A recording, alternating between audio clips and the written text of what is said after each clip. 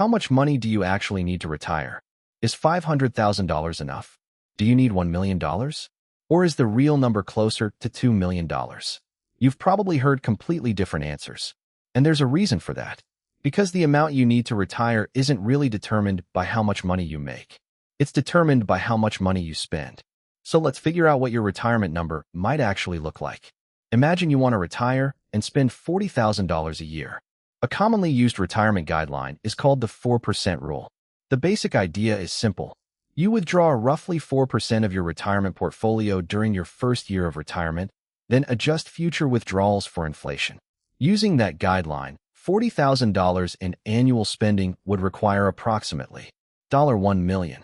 But change your lifestyle, and the number changes dramatically. If you expect to spend $60,000 per year, you're looking at roughly $1.5 million. Want $80,000 per year? Now you're around $2 million. And at $100,000 per year, you're looking at approximately $2.5 million. So the question isn't simply, how much money do I need to retire? A better question is, how much will my lifestyle cost when I retire? Because two people can retire on completely different amounts. One person might own their home, have very little debt, live in an affordable area, and spend $40,000 a year. Another might have a mortgage, travel frequently, live in an expensive city, and spend $100,000. They don't need the same retirement portfolio. But there's another important piece.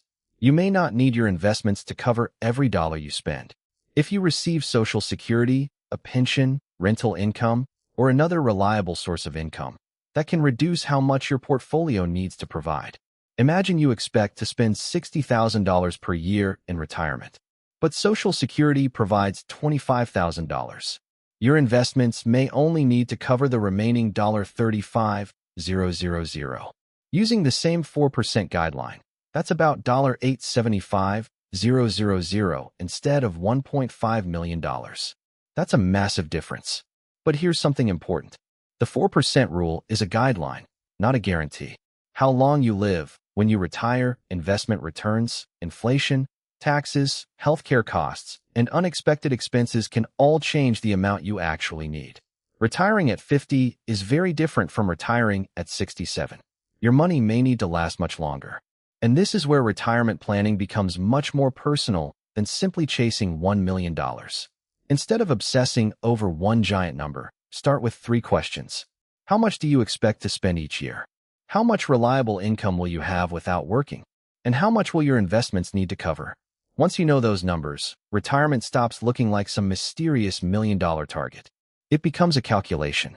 And if your number seems impossibly high right now, remember, you don't have to save all of it tomorrow. Investing consistently gives your money years, sometimes decades, to grow.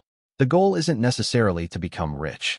It's to build enough wealth that one day, working becomes optional.